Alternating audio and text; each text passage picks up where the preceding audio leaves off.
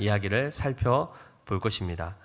특별히 지금 계속해서 아담의 후손 족보를 살피는 중에 오늘은 시간이 참으로 이렇게 짧기 때문에 제한되어 있기 때문에 더 깊이 다루지는 못하지만 그래도 핵심적인 내용들을 살펴볼 텐데요.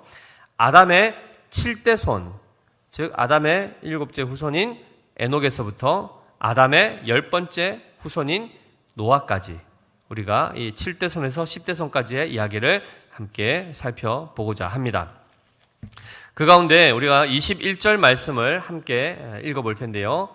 5장 21절 한번 띄워주십시오. 같이 읽어보겠습니다. 시작. 에녹은 65세에 무드셀라를 낳았고 라고 되어 있습니다. 에녹이 누굴 낳았다고요? 무드셀라. 아까 보니까 무드셀라가 몇 년을 살죠? 969세. 야, 나의 자녀가 이렇게 오래 장수하면 좋습니까? 안 좋습니까? 복이죠. 그런데 오늘은 이 무드셀라 이야기를 통해서 어떻게 하면 장수할 수 있는가 이야기를 하려고 할까요? 그렇지 않습니다.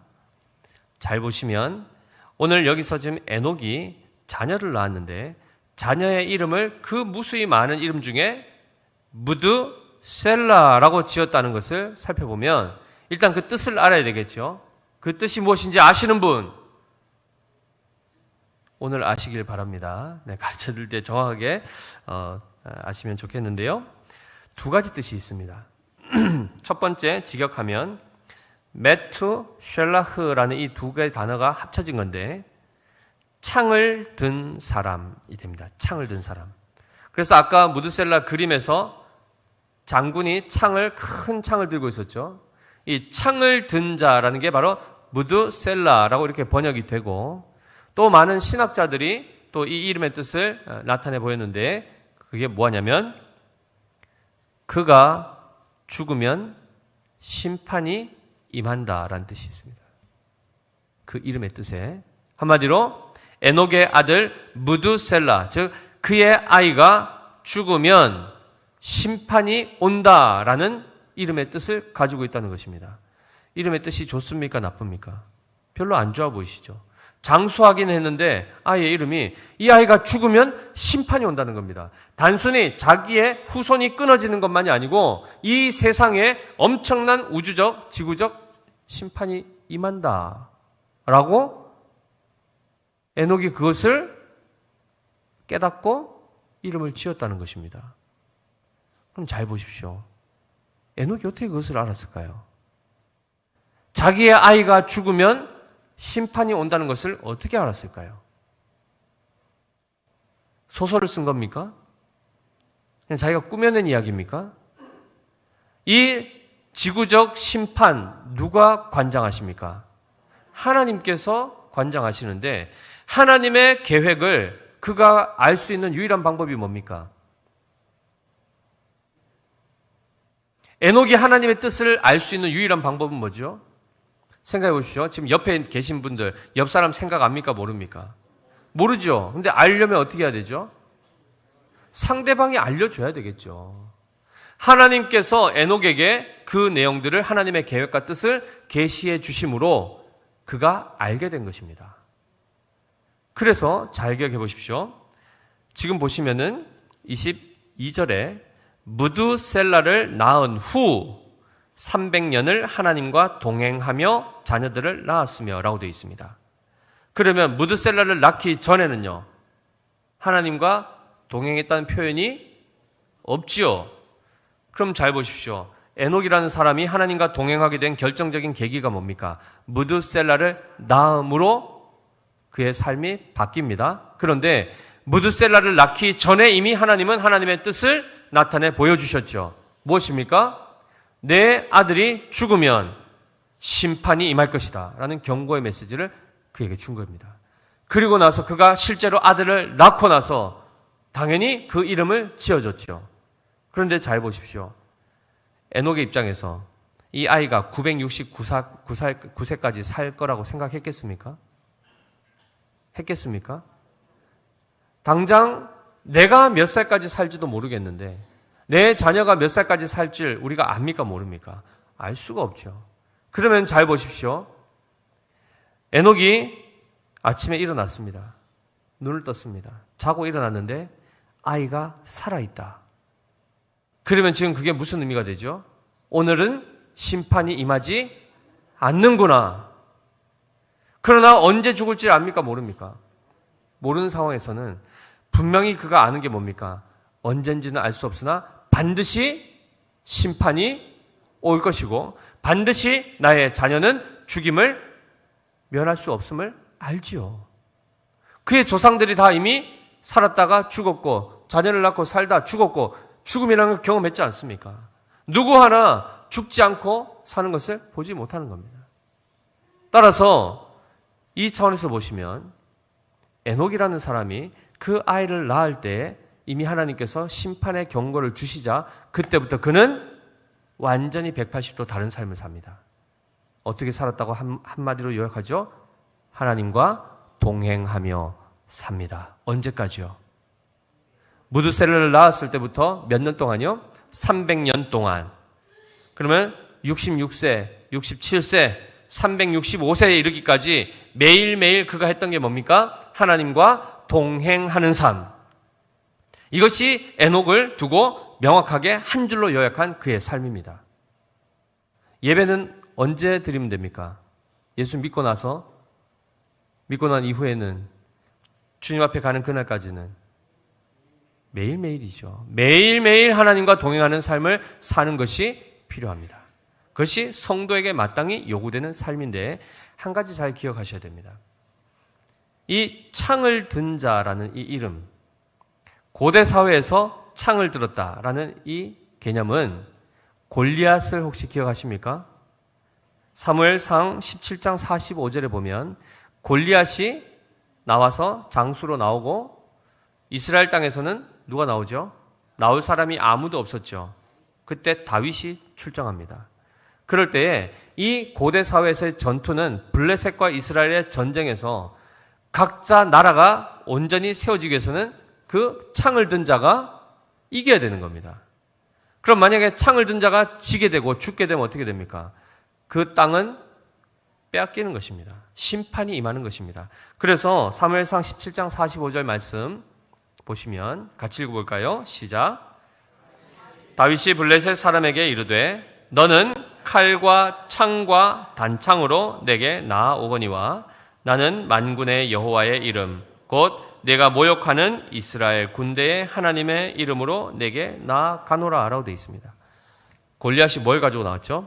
칼과 창과 단창으로 나왔다. 즉 블레셋을 지키는 최전방의 장수가 바로 골리앗이었습니다.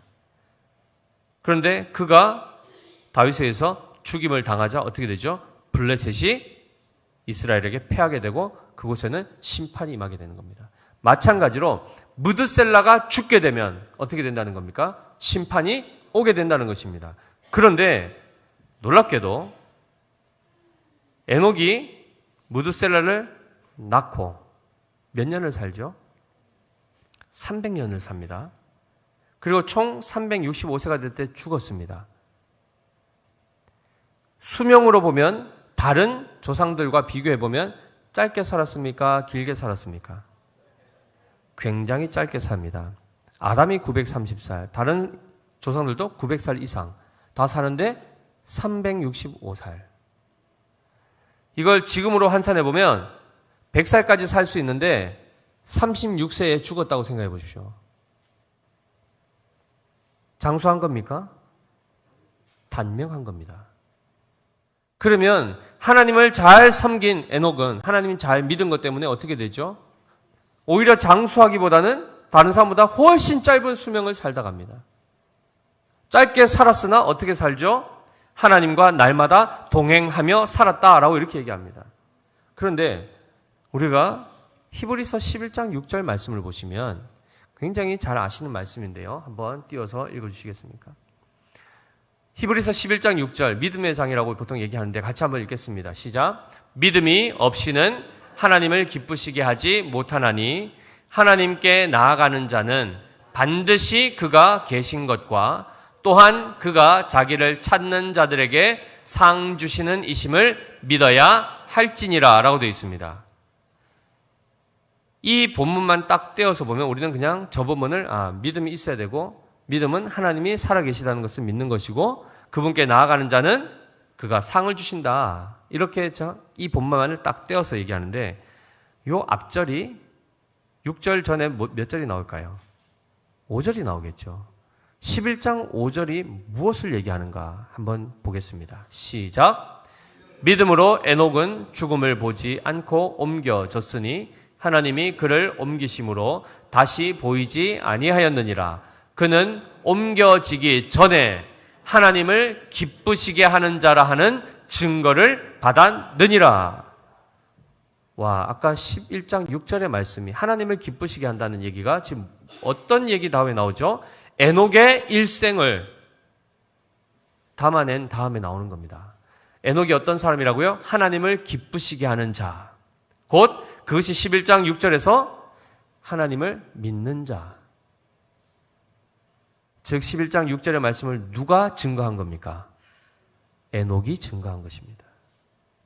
따라서 이 에녹 다음에 11장 7절에 믿음의 사람 노아에 대한 이야기가 나옵니다. 따라서 11장 6절만 우리가 딱 떼어서 볼 것이 아니라 그 말이, 그 내용이 누구로부터 나왔는가, 누구의 신앙 고백이었는가를 보면 에녹의 고백이었다는 것입니다. 그가 이야기한 게 뭐죠? 하나님께 나아가는 자는 11장 6절에 반드시 그가 계신 것, 하나님은 실제하시다, 실존하시다, 그것을 반드시 믿어야 되고 또 한 가지가 뭐죠?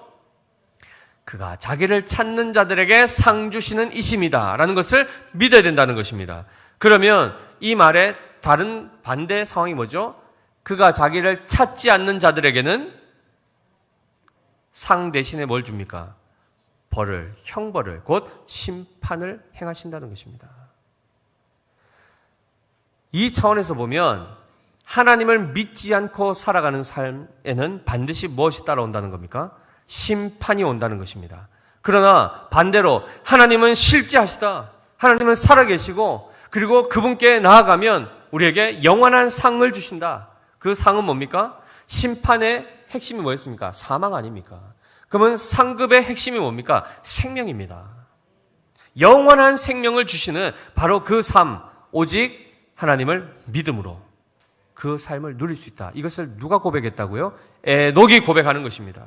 심판이 있음을 알고 반대로 믿어 순종함으로 영생의 상을 얻게 되는 이 길을 에녹이 깨달았다는 것이죠. 그러자 그 아들이 살아있는 동안에만 무엇이 이루어지는 겁니까? 구원이 이루어지는 것입니다. 그 아들이 죽게 되면 어떻게 되죠? 그날로 심판이 이루어지는 것입니다. 그러니 에녹은 그의 삶에 하루하루가 어떤 삶이겠습니까?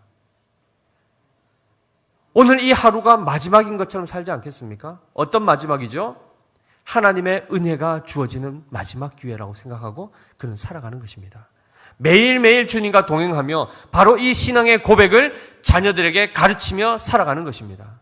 이웃들에게 선포하며 살아가는 것입니다.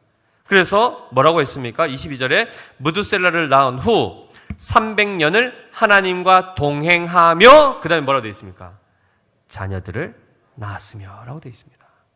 하나님과 동행하며 자녀를 낳았다. 우리가 지난 시간에 살펴본 것처럼 이 자녀를 낳다는 것은 믿음의 세대를 일으키고 믿음의 계보를 이어가게 한다는 얘기입니다.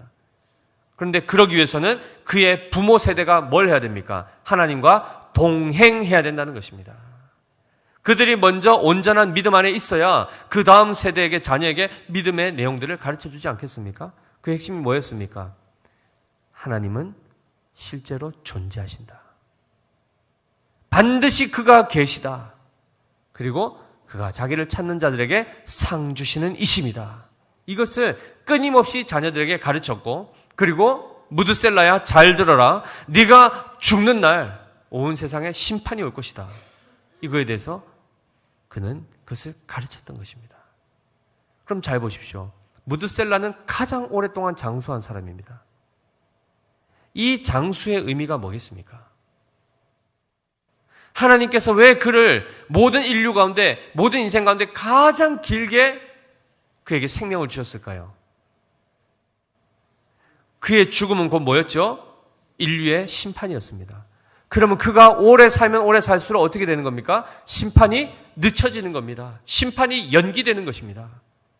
많은 사람들 중에 유독 무드셀라에게 하나님께서 그 장수를 주신 것은 곧 그 기간 동안 많은 사람들이 이 에녹의 복음을 듣고 하나님께로 돌아와서 회개하고 하나님 나라에 들어갈 수 있는 이 믿음을 가진 사람이 되도록 하기 위한 하나님의 구원의 은총의 기간이라는 것입니다.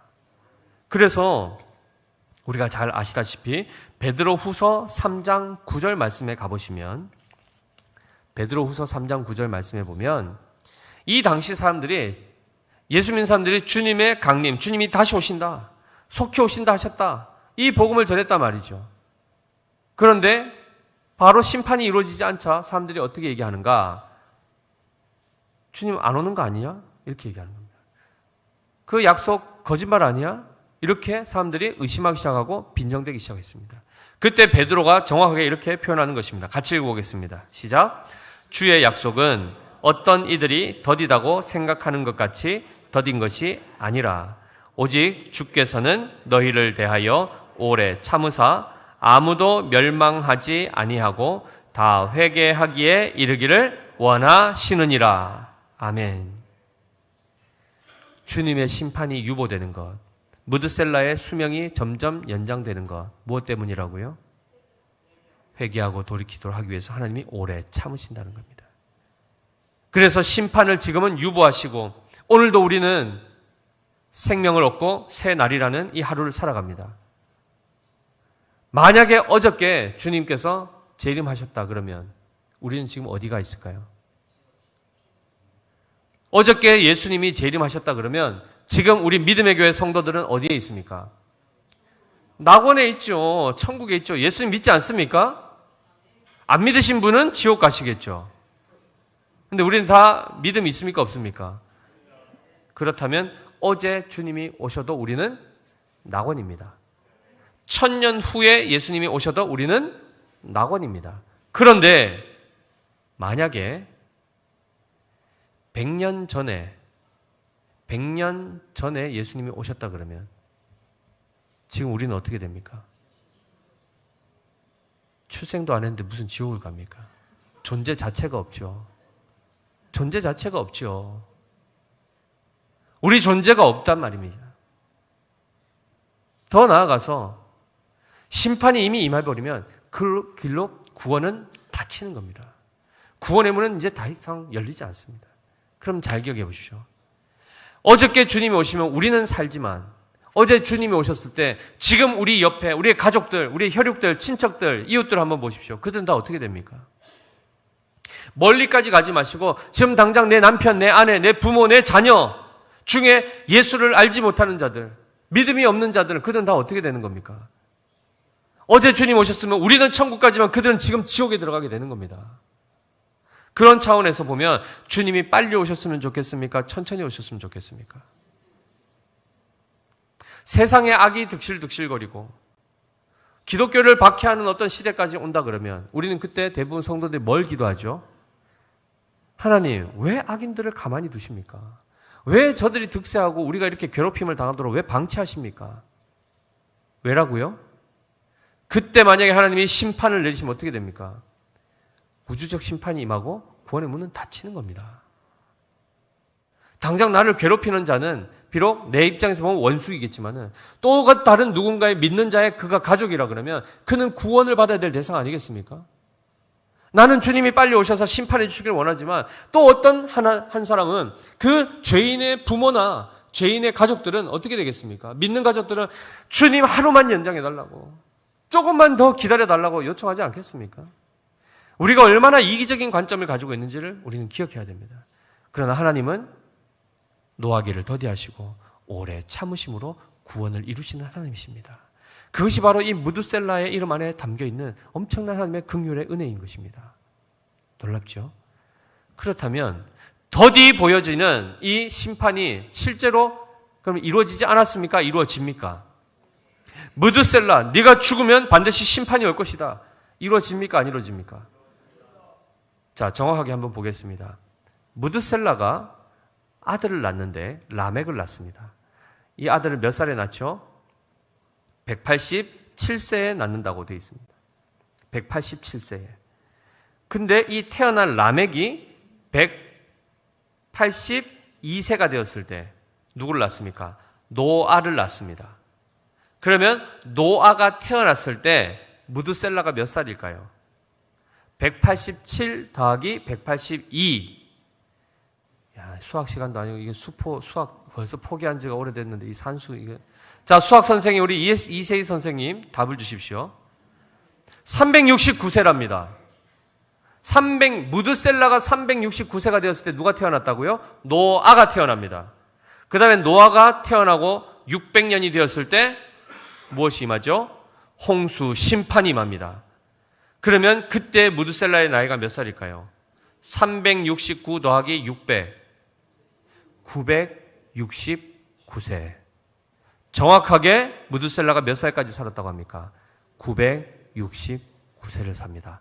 그가 죽었을 때 노아가 600세가 되었고 그때 땅에 샘들이 터지고 하늘에 창이 열리면서 엄청난 홍수가 임하여 모든 인류가 멸종당하게 되는 이 어마무시한 심판이 실제로 임했습니다.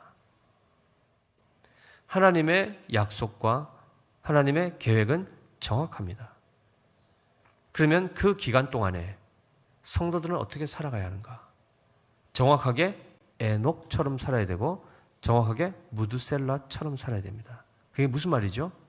엄중한 하나님의 심판의 경고를 깨닫고 그 죽음에서 유일하게 벗어날 수 있는 유일한 길은 하나님께 나아가는 것, 그분이 살아계심을 믿는 것, 그 믿음 가지고 사는 겁니다. 부를 쫓고 장수를 쫓고 건강을 쫓아서 주님이 오실 때 그들 안에 믿음이 보이지 않으면 그들은 어떻게 됩니까? 이 많은 부와 건강과 장수를 가지고 어디로 갑니까? 지옥 간다니까요. 지옥이라는 것을 단순히 무서운 장소적 개념보다 상태적 개념으로 이해하셔야 됩니다. 뭐죠? 하나님의 생명에서 떠나 있는 겁니다. 하나님의 생명에서 끊어진 채로 살아가는 것입니다. 그런데 오늘 이 삶에서 보면은 에녹이 굉장히 짧은 인생을 살았지만 365세가 되었을 때 어떤 일이 발생합니까? 하나님께서 그를 죽음을 당하지 아니하고 바로 하나님 나라로 끌어올리시는 승천을 경험합니다. 물론 이것은 엄청난 기적이죠. 모든 사람들은 다 죽게 되어 있는데 성경에 딱 두 인물만 죽음을 보지 않고 승천하는 케이스가 나옵니다. 누구죠? 에녹과 엘리야였습니다. 이 모든 것은 결국 하나의 예표이죠. 하늘로 올라갈 수 있는 자가 누굽니까? 승천하신 분이 누구시죠? 예수 그리스도이십니다. 그러면 예수님이 하나님 계시는 바로 그 하늘로 올라가시는 그 장면을 많은 사람들이 보고 증거했지 않습니까? 올리셨던 그분은 원래 어디에 계셨던 분입니까? 원래 하늘에 계셨던 분 아닙니까? 그러면은 하늘에 계신 분이 다시 올라가려면은 그 사이에 어떤 일이 발생해야 되죠? 내려오심이 있어야 되지 않습니까? 그것이 바로 성육신이라고 하여 하나님의 초림입니다. 예수 그리스도의 처음 이 땅에 내려오심, 죽기까지 가장 낮은 것, 가장 비참한 것까지 내려가심 이후에 어떻게 되죠? 부활하여 승천하시는 이 역사가 나타납니다.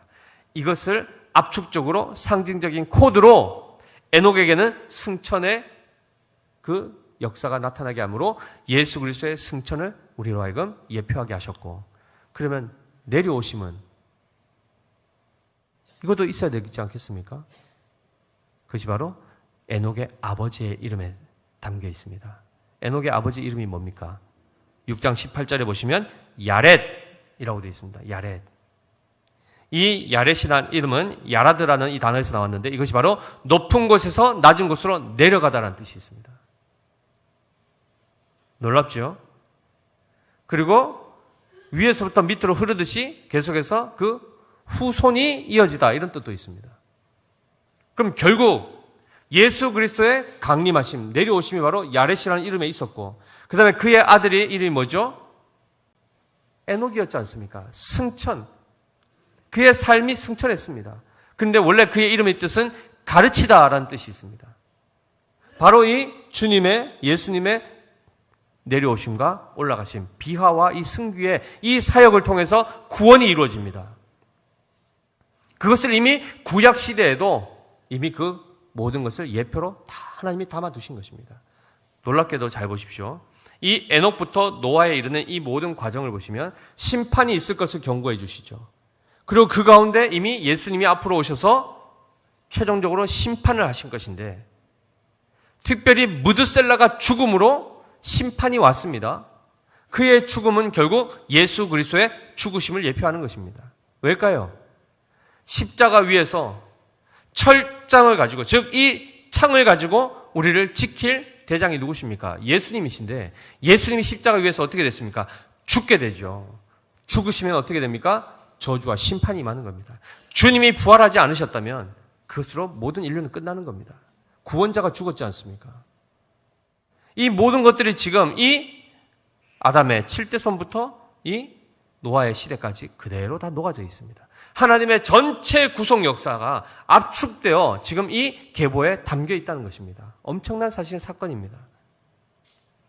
실제로 유다서 1장 14절 15절 말씀을 보시면 한번 읽겠습니다. 유다서 1장 14절 15절. 자, 시작. 아담의 7대 손 에녹이 이 사람들에 대하여도 예언하여 이르되, 보라, 주께서 그 수만의 거룩한 자와 함께 임하셨나니 이는 뭇 사람을 심판하사 모든 경건하지 않은 자가 경건하지 않게 행한 모든 경건하지 않은 일과 또 경건하지 않은 죄인들이 주를 거슬러 한 모든 완악한 말로 말미암아 그들을 정죄하려 하심이라 하였느니라 라고 되어 있습니다. 정확하게 심판에 대해서 경건하지 않은 자들에 대하여 심판이 임할 것을 에녹은 말씀을 하였죠. 그리고 그 모든 과정 안에서 모든 이들이 다 하나님을 믿지 아니하고 경건하지 않은 삶을 살 때에 하나님이 믿음의 사람 한 사람 한 사람들을 일으켜서 구원에 이르게 하시고 하나님을 경외하는 자가 되게 하십니다. 그 사건에 야렛을 세우시고 에녹을 세우시고 무드셀라를 세우시고 라멕을 세우시고 노아를 세우시는 겁니다. 그리고 그들이 각각 그의 후손들에게 바로 이 하나님의 말씀을 가르치는 겁니다. 주의 교훈과 훈계를 깨닫게 하는 겁니다. 심판이 임할 것이다라는 하나님의 계시가 믿어지지 않았다면 에녹도 하나님과 동행 안 합니다. 그러나 그것이 믿어지는 자는, 그것이 깨달아지는 자는 지금까지 살던 방식으로 살지 않게 되죠. 하나님을 떠나면 심판이라는 것을 아는 자는 더 이상 그렇게 살 수가 없는 겁니다. 그 경고함을 받은 자는 다음에 다른 삶을 살게 될 것이고, 그 모든 삶 가운데 이제 그들에게 무엇이 필요하죠? 구원이 필요한 것입니다. 모든 세상이 결국 무드셀라도 죽게 될 것이고 심판이 올 것인데, 그때에 모든 인류가 멸망할 그때에 그 심판에 이르지 아니하고 구원을 받을 수 있는 이 길이 열렸다면 그것이 우리에게 위로가 되는 것이고 소망이 되는 것입니다. 그래서 라멕이 아들의 이름을 낳고 뭐라고 고백했죠? 29절 같이 읽겠습니다. 시작. 이름을 노아라 하여 이르되 여호와께서 땅을 저주하심으로 수고롭게 일하는 우리를 이 아들이 안위하리라 하였더라 입니다. 이 아들이 안위하리라. 이 나함이라는 단어가 바로 위로하다, 안위하다 이런 뜻입니다. 거기서부터 노아라는 이름이 나오는 겁니다. 그러면 이 나함이라는 단어가 어디에서 또 쓰이는가 하면 이사야서 40장 1절에도 나오는데요. 제가 읽어드리겠습니다. 이사야서 40장 1절. 너희의 하나님이 이르시되 너희는 위로하라, 내 백성을 위로하라 입니다. 구원의 소망을 통하여 죽음에서부터 벗어나고 재앙과 심판에서부터 벗어나서 영원한 생명을 소망하고 그것을 바라볼 수 있는 삶을 살도록 선포하라 이런 겁니다. 이것이 신약 성경으로 넘어오면 히브리서 6장 18절에 똑같은 개념의 의미가 나타납니다. 같이 읽겠습니다. 시작. 이는 하나님이 거짓말을 하실 수 없는 이 두 가지 변하지 못할 사실로 말미암아 앞에 있는 소망을 얻으려고 피난처를 찾는 우리에게 큰 안위를 받게 하려 하심이라 입니다. 뭘 받게 하신다고요? 큰 안위를 받게 하신다. 이 여기서 쓰인 단어는 헬라어로 파라클레시스라는 단어입니다. 여기에서 파생되어 나오는 것이 바로 파라클레토스입니다. 위로자.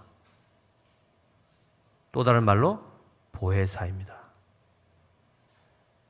노아의 의미를 통하여, 노아의 이름을 통하여 하나님께서 그들을 구원으로 초청하셔서 그들에게 참된 안위와 위로를 주시겠다 약속하셨는데, 심판 가운데서도 그들은 구원받습니까? 못 받습니까? 노아의 가족이 구원을 받았단 말이죠. 그런데 그것의 구체적인 실존이 누구라는 겁니까? 우리의 유일한 위로자 노아가 아니고 예수 그리스도시죠. 그런데 그리스도께서 위로자로 또 다른 보혜사를 보내겠다 했습니다. 누구십니까? 성령님이십니다. 그래서 성령을 뭐라고 하냐면 파라클레토스, 보혜사라는 별칭을 주는 겁니다. 놀랍죠? 성령을 통하여, 우리 오늘 아까 마태복음 13장 우리 인성이가 이제 읽어주었죠. 낭독해 주었습니다. 하나님의 말씀, 천국 비밀, 이것이 들려지고 보여졌는데도 눈이 감기니까 보입니까? 안 보입니까? 귀가 닫혀 있으니까 들립니까? 안 들립니까? 보기는 보아도 보지 못하고, 듣긴 들어도 깨닫지 못하는 이 삶, 이거를 바꾸시는 분이 누구십니까? 성령 하나님이십니다. 우리의 죽었던 모든 영적인 감각들을 다시금 회복시키시사 보면 보게 되고 들으면 깨닫게 되고 반응할 수 있게 하시는 것이 바로 성령의 역사입니다. 그래서 성령께서 바로 이 말씀, 하나님의 말씀이 믿어지게 하신다는 거죠. 그 말씀의 실존이 누구십니까? 예수 그리스도이십니다. 그분이 초림하시고 다시 승천하신 후에 내가 반드시 다시 오시겠다 약속하셨지 않습니까? 그때는 철장을 가지고 쇠로 된 그 무기를 가지고 와서 만국을 다스리실 것이다. 만국을 깨뜨리실 것이다 하셨단 말이죠. 한마디로 무드셀라가 다시 살아나는 겁니다. 무드셀라는 인간적으로 죽고 끝났지만 그 창을 가지고 그 나라를 지킬 그 장수가 되는 왕이신 예수 그리스도는 다시 부활하셔 마지막 심판에 그 때를 심판하시기 위해 오시고, 그때 예수님을 아는 자, 예수를 믿는 자들은 구원하시고 하나님을 대적하는 경건하지 않은 자들은 다 심판하시는 최후의 심판을 지금 유보시키고 계십니다. 사랑하는 성도 여러분, 우리 혼자 예수 믿고 천국 가는 것, 그 차원에서 우리를 부르신 것 아닙니다. 하나님은 지금도 하나님의 나라를 세우기를 원하십니다. 그리고 지금도 우리는 우리 주변에 믿지 않은 많은 우리의 가족들이 있습니다. 하루를 사실 때 무엇을 위해서 사시겠습니까? 오늘 눈을 떴는데 무드셀라가 죽었다 그러면 그날은 재앙의 날 아니겠습니까? 그러나 아직 그 날이 연장되고 연기되고 있습니다. 지금은 은혜 받을 만한 때라고 말씀하지 않습니까? 예수를 전해줘야 되지 않겠습니까? 복음을 전해야 됩니다. 우리의 자녀들에게 하나님의 말씀으로 그들을 가르치고 양육해야 됩니다. 그러려면 우리가 먼저 하나님의 말씀을 온전히 진리로 믿어야 되는 것입니다. 그래서 먼저 믿은 우리가 우리의 자녀에게 그 믿음을 이어줄 수 있도록 하나님의 복음 가운데 성령 역사로 말미암아 그들이 하나님의 말씀을 믿고 하나님과 동행하며 사는 삶을 살아갈 수 있도록 우리는 안내해 줘야 되는 것입니다. 그래서 잘 보시면 에녹은 무드셀라를 낳음과 동시에 그는 하나님과 동행했습니다. 그 자리가 바로 천국입니다. 그가 비록 일찍 죽었으나 그는 죽음과 동시에 어디로 가죠? 오히려 죽음을 당하지 아니하고 천국에 갑니다. 하나님 나라로 올라갑니다. 그럼 이 땅에 있으나 죽으나 어떻게 됩니까? 이 현세에 있으나 내세에 있으나 다 어디에 있는 겁니까? 하나님과 동행하는 바로 그 자리에 에녹은 있는 것입니다. 따라서 우리는 죽어서만 가는 천국을 누리는 것이 아닙니다. 이미 예수 그리스도를 믿으면 이미 우리는 심판과는 무관한 자들이 되는 것입니다. 더 나아가서는 우리는 무엇하고 살아야 됩니까? 하나님의 나라, 복음을 전하여 하나님 나라를 세우는 일을 일생하는 것입니다. 아이고 나는 이제 시무권 다 끝났으니까 이제 나 은퇴했으니까 나는 이제 막 그냥 편안하게 살란다가 아니라 주님 오시는 그날까지 우리의 가족들, 아직도 믿지 않은 자들을 위해서 복음 전하여 그들 또한 심판에 이르지 아니하고 구원에 이를 수 있도록 복음 전하며 하나님과 동행하는 삶을 우리가 살아야 되지 않겠습니까? 우리 믿음에게 모든 성도들은 에녹처럼, 무드셀라처럼, 라멕처럼, 노아처럼 온전히 하나님 붙들고 오직 믿음으로 하나님을 기쁘시게 하는 자라 증거함을 받는 복된 인생 되시기를 예수님으로 축복합니다.